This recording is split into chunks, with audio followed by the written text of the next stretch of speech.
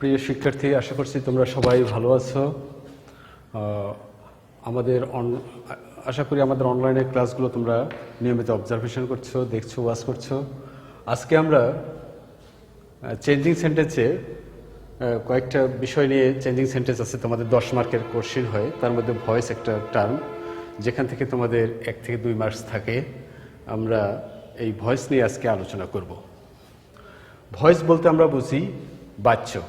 এই বাচ্য সাধারণত 2 প্রকারের হয়ে থাকে। ইংরেজিতে আমরা দেখি অ্যাক্টিভ ভয়েস এবং প্যাসিভ ভয়েস। তো আসলে ভয়েস বলতে আমরা কি বুঝি সেটা আগে একটু বুঝি। ভয়েস বলতে বুঝি the voice refers to the form of the verb which shows whether the subject of a sentence acts or is acted on। বলা হচ্ছে ভয়েস বলতে আমরা সাধারণত বুঝি কর্তার কাজটা, কর্মটা কেমন, অর্থাৎ কর্তা নিজে সক্রিয় হয়ে কাজটা করছে না কাজটাই তার উপর সক্রিয় হয়েছে, কর্তার উপর সক্রিয় হয়েছে, বা মানে প্রভুত্ব বিচার বিরাজ করছে। যখনই একটি বাক্যে কর্মটা কর্তা নিজ ইচ্ছায় বা নিজে সক্রিয় হয়ে করে থাকে সেটা হয় অ্যাক্টিভ ভয়েস। আর যখনই কোনো বাক্যে দেখা যায় কর্তার চেয়ে কর্মটাই প্রাধান্য লাভ করে, তখন সেই বাক্যটা আমরা প্যাসিভ ফর্মে বা প্যাসিভ ভয়েসে করে থাকি। আমরা একটু উদাহরণে গেলে বুঝতে পারবো।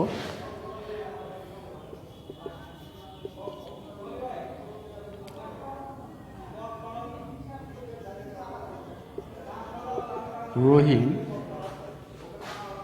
reads a book.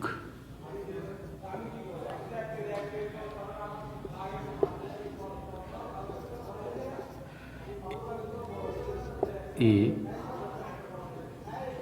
book is read by me। এই সেন্টেন্স দুটোতে লক্ষ্য করলে আমরা দেখতে পাই যে প্রথম সেন্টেন্সে বলা হচ্ছে রহিম রিডস এ বুক, রহিম একটি বই পড়ে। এখানে রহিম নিজ ইচ্ছায় বইটি পড়ে, অর্থাৎ কর্তা নিজেই কর্মের প্রতি আগ্রহী বা প্রভুত্ব বিচার করছে, ডোমিনেটেড, অর্থাৎ কর্তা এখানে সক্রিয় হয়েই কাজটি করে থাকে বা করে। কিন্তু আমরা যদি নিচের পরের সেন্টেন্সটা দেখি যে a book is read by me, book একটি বই পড়া হয় আমার দ্বারা। এইখানে বলা হচ্ছে, এখানে আমরা যদি এই সেন্টেন্সটা লক্ষ্য করে দেখি, কর্মটাই কর্তার উপর কি প্রাধান্য বিস্তার করছে, যাতে করে দেখি যে এখানে কর্মটাই মুখ্য, কর্তাটা গৌণ।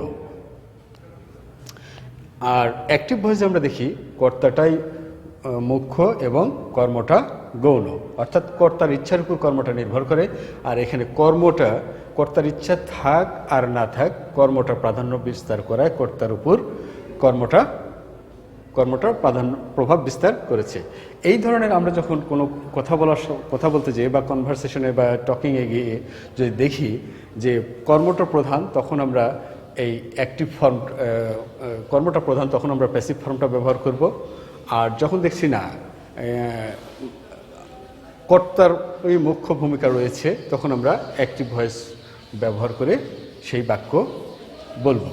তো এখন এইখানে আমাদের কিছু এই অ্যাক্টিভ থেকে আমরা জানি, হয়তো তোমরা পড়েছ যে 2 ধরনের ভয়েস হয়ে থাকে, অর্থাৎ অ্যাক্টিভ ফর্ম এবং passive form. There are 2 kinds of voice.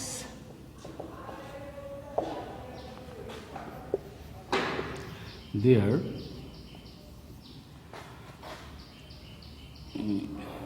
active voice and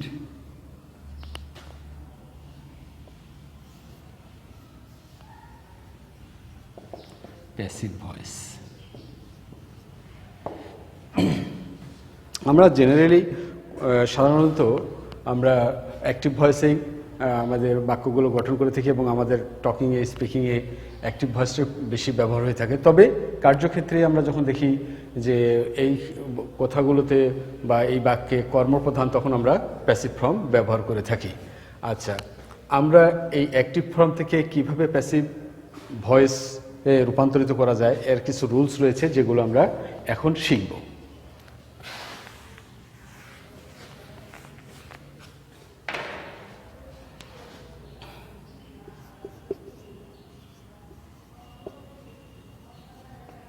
make a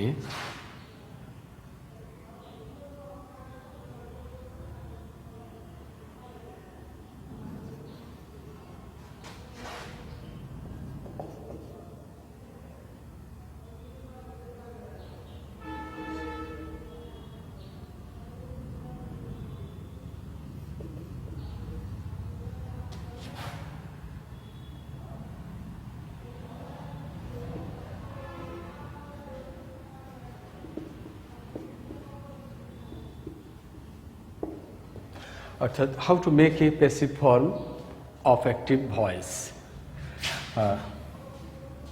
প্রথমে আমরা অ্যাক্টিভ ভয়েসের অবজেক্টকে সাবজেক্ট হিসেবে নিয়ে আসবো। প্রথমে অ্যাক্টিভ ভয়েসের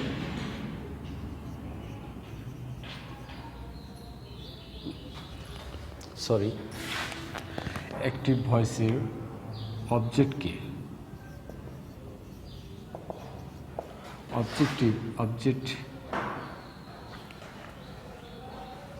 অবজেক্টকে সাবজেক্ট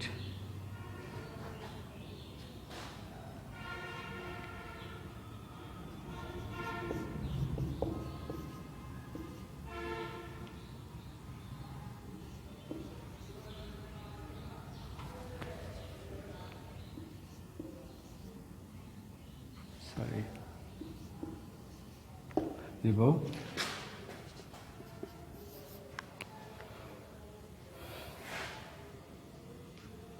টেন্স অনুযায়ী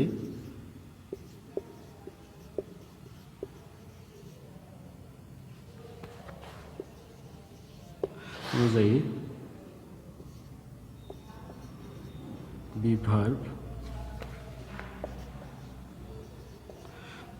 বসবে।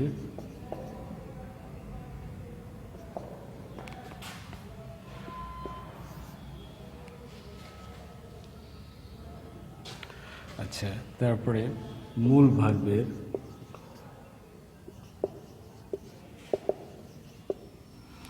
ভার্বের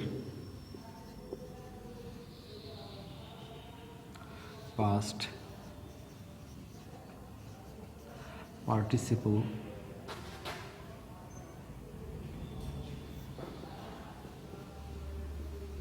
ফর্ম বসবে।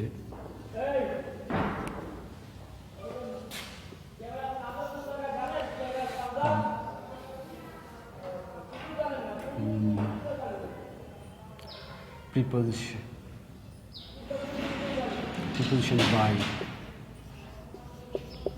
বসবে এবং অ্যাক্টিভ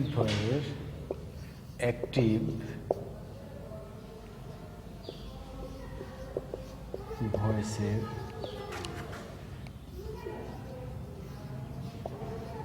সাবজেক্টের অবজেক্টিভ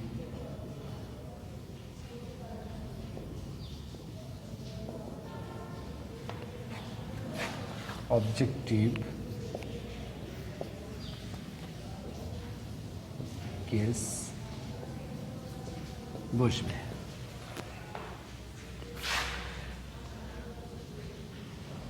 আচ্ছা, তাহলে আমরা জানলাম যে প্রথমে অ্যাক্টিভ ভয়েসের অবজেক্টকে সাবজেক্ট হিসাবে নেব, টেন্স অনুযায়ী বিভার্ব বসবে এবং মূল ভার্বে পাস্ট পার্টিসিপল ফর্ম বসবে, বাই বসবে এবং অ্যাক্টিভ ভয়েসের সাবজেক্টের অবজেক্টিভ কেস বসবে। এইভাবে যদি এই রুলসগুলো ফলো করে যদি আমরা সিম্পল কোনো অ্যাসার্টিভ সেন্টেন্সকে আমরা অ্যাক্টিভ থেকে প্যাসিভ করতে চাই তাহলে এই রুলসগুলো ফলো করলে আমরা সহজেই সেটা করতে পারবো।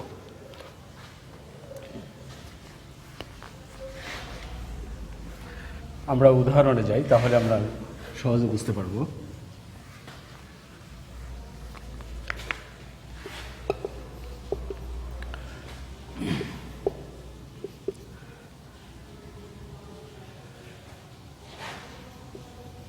she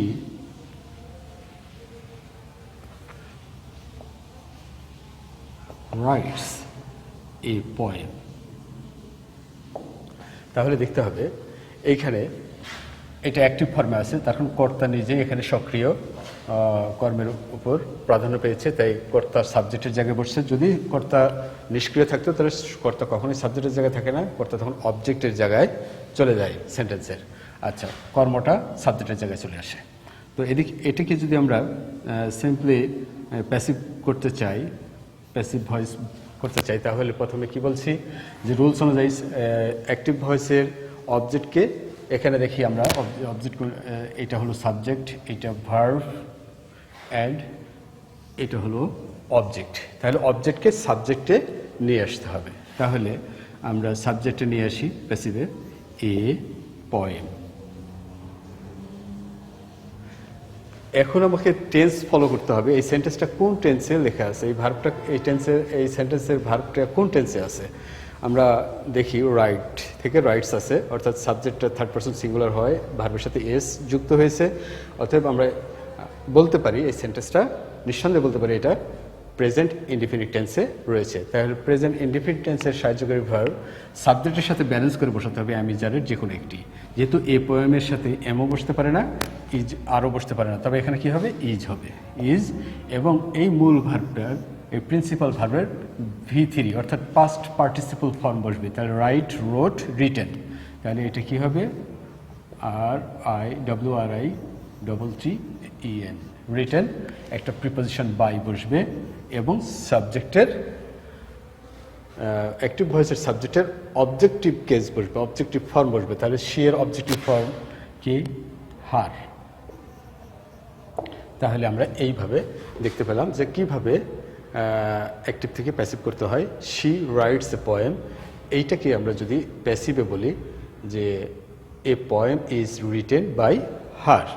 এইভাবে আমরা সিম্পল কোনো সেন্টেন্সকে, অ্যাসার্টিভ সেন্টেন্সকে আমরা কি অ্যাক্টিভ থেকে প্যাসিভে লিখতে পারি বা করতে পারি। এইখানে আমরা যদি একটু ভালো করে লক্ষ্য করে দেখি যে এখানে কিন্তু কর্তাটাই প্রধান, এখানে কর্মটা হচ্ছে অপ্রধান, গৌণ। আর যেহেতু যে মুখ্য সে সাবজেক্টের জায়গায় বসবে, আর যে গৌণ সে অবজেক্টের জায়গায় বা অন্য যে কোনো জায়গায় বসতে পারে, বা ভার্বের পরেও আসতে পারে। একাধিক অবজেক্ট থাকলে ভার্বের পরে, V3 পরে অবজেক্টটা বসে যায়। তো এখন আমরা তাহলে জানলাম যে কিভাবে একটি সাধারণ সেন্টেন্সকে, অ্যাসার্টিভ সেন্টেন্সকে প্যাসিভ ভয়েস করা যায়। আচ্ছা, এটা আমরা দেখলাম কি প্রেজেন্ট ইনডিফিনিট টেন্সের ভয়েস চেঞ্জ। এইভাবে আমরা এখন আমরা দেখতে পাই আরেকটা জিনিস লক্ষ্য করলাম, প্রেজেন্ট ইনডিফিনিট টেন্সের সাহায্যকারী ভার্ব ইজ। তো ইজ আসলো, কিন্তু আমাদের মোট টেন্স হচ্ছে 12টি, প্রধান টেন্স 3টি, তারপর এখানে ক্লাসিফাইড করা হয়েছে 12টি। এই 12টির জন্য আলাদা আলাদা আমাদের সাহায্যকারী ভার্ব আছে। তো ইউজেস ভার্বটা আমি এই কোন টেন্সে কোন সাহায্যকারী ভার্বটা কীভাবে অ্যাক্টিভ থেকে প্যাসিভ ফর্মে কোন ফর্মটা বসে সেই সম্পর্কে একটু আলোচনা করি। Uses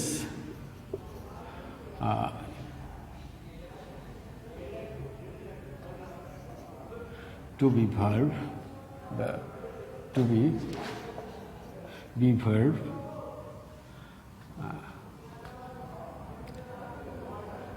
in different, uses be verb, uses be verb in different tenses.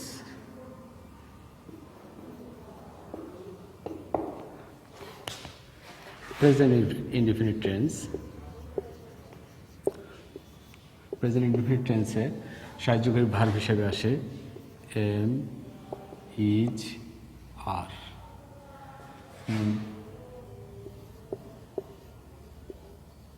Present continuous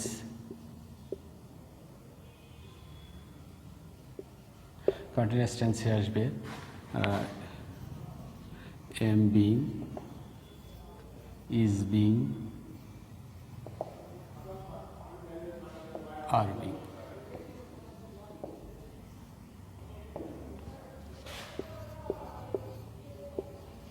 present perfect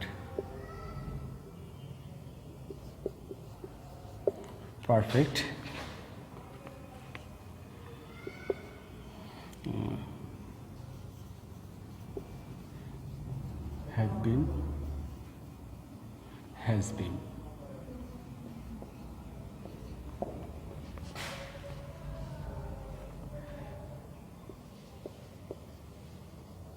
Present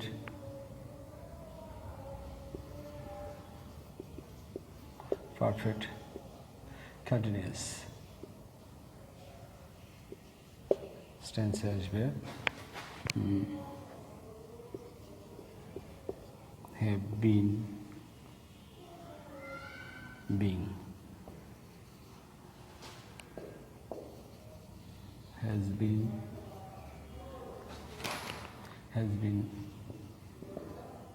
being.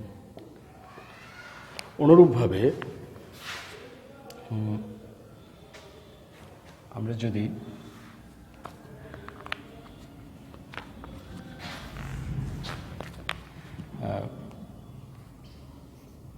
Past ইনডিফিনিটে যাই, পাস্ট ইনডিফিনিটে আসবে হলো was, war.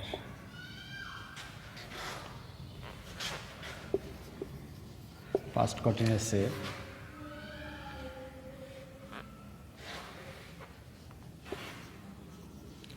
was being, were being. Present perfect, past perfect আসবে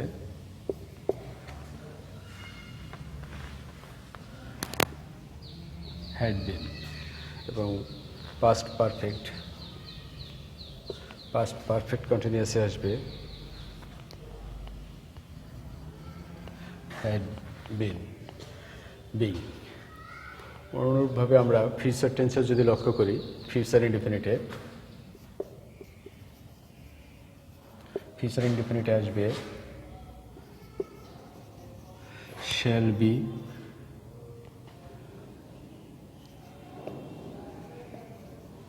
will be,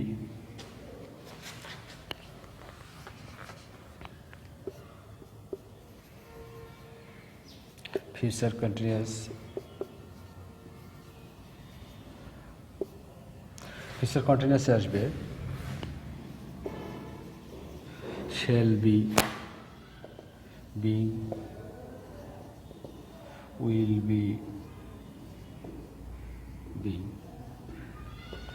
ফিউচার পারফেক্টে আসবে, future perfect টেন্সে আসবে shall have been, এবং ফিউচার পারফেক্ট কন্টিনিউয়াস টেন্সে আসবে আরেকটা হবে এখানে will have been,